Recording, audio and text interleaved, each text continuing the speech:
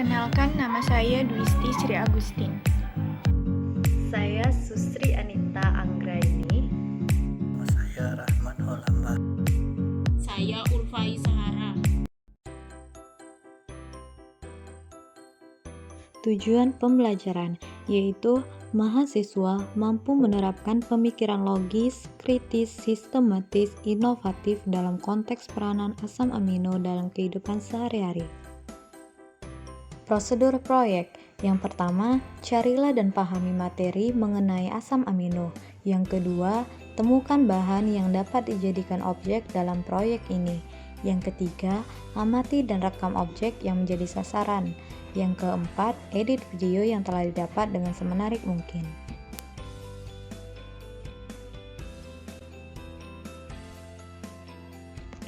Asam amino adalah komponen utama penyusun protein. Asam amino adalah senyawa organik yang memiliki gugus fungsi karboksil atau min-COOH dan amina biasanya min-NH2, serta rantai samping atau gugus R yang spesifik untuk setiap jenis asam amino. Dalam biokimia, seringkali pengertiannya dipersempit. Gugus karboksil dan amina terikat pada satu atom karbon C yang sama, disebut karbon alfa. Berikut adalah struktur dari asam amino.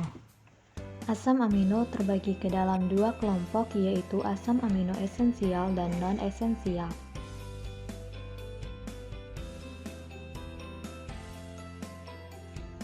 Pembahasan reaksi asam amino yaitu reaksi ninhidrin, reaksi cysteine dan cysteine, reaksi Milon, reaksi Santo protein, dan reaksi Hopkins-Kuhl. Reaksi ninhidrin digunakan dalam analisis asam amino protein. Sebagian besar asam amino kecuali prolin dihidrolisis dan bereaksi dengan ninhidrin. Juga rantai asam amino tertentu terdegradasi. Oleh karena itu, analisis terpisah diperlukan untuk mengidentifikasi asam amino yang bereaksi berbeda atau tidak bereaksi sama sekali dengan ninhidrin. Sisa asam amino kemudian dikuantifikasi secara kolorimetri setelah pemisahan dengan kromatografi. Pada sampel ayam, setelah ditambahkan larutan ninhidrin dan dipanaskan, maka terbentuk kompleks berwarna ungu. Ini menunjukkan bahwa ayam positif terhadap uji ninhidrin, sehingga pada sampel ayam terkandung asam amino bebas.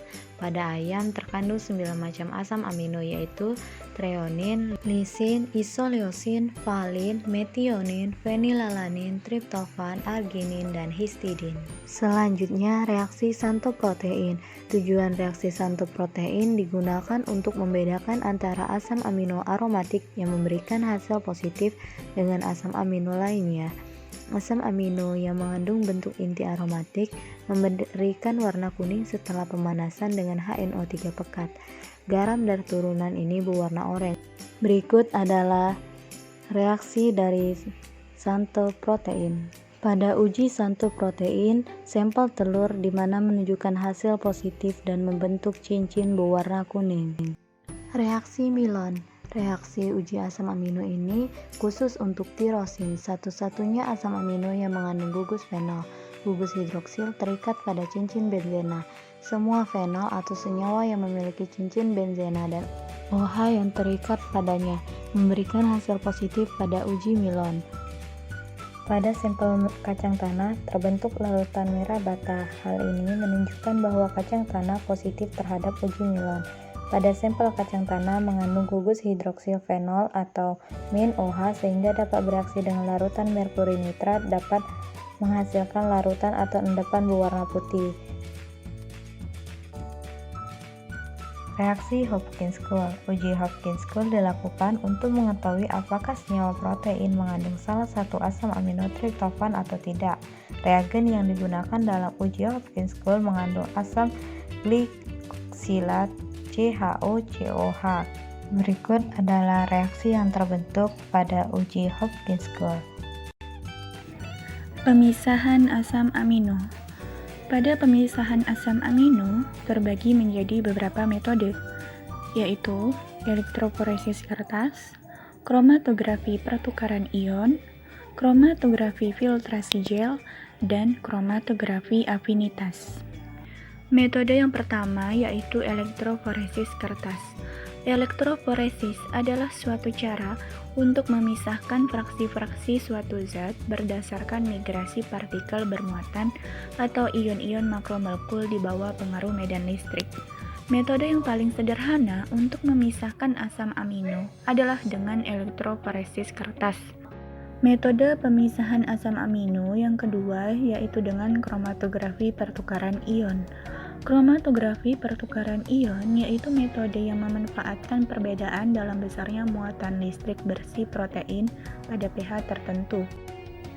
Metode pemisahan asam amino yang ketiga yaitu menggunakan kromatografi filtrasi gel. Kromatografi filtrasi gel digunakan untuk memisahkan protein menurut ukurannya. Matriks kolom adalah polimer ikatan silang dengan ukuran pori-pori yang dipilih. Metode pemisahan asam amino yang keempat yaitu dengan menggunakan kromatografi afinitas. Kromatografi afinitas yaitu metode yang digunakan untuk memisahkan asam amino pada protein dengan ikatan yang khusus. Protein yang tertahan di kolom adalah yang mengikat secara khusus ke ligan, yaitu yang terhubung silang ke butiran-butiran molekul. Dapat kita simpulkan bahwa asam amino merupakan komponen penyusun protein yang terbagi menjadi dua kelompok, yaitu asam amino esensial dan non-esensial. Reaksi asam amino terdapat beberapa reaksi, yaitu reaksi ninhidrin, reaksi santoprotein, reaksi Milon, dan reaksi Hopkins-Couldt. Pemisahan asam amino dapat menggunakan 4 metode, yaitu menggunakan elektroforesis kertas, kromatografi pertukaran ion, kromatografi filtrasi gel, dan kromatografi afinitas.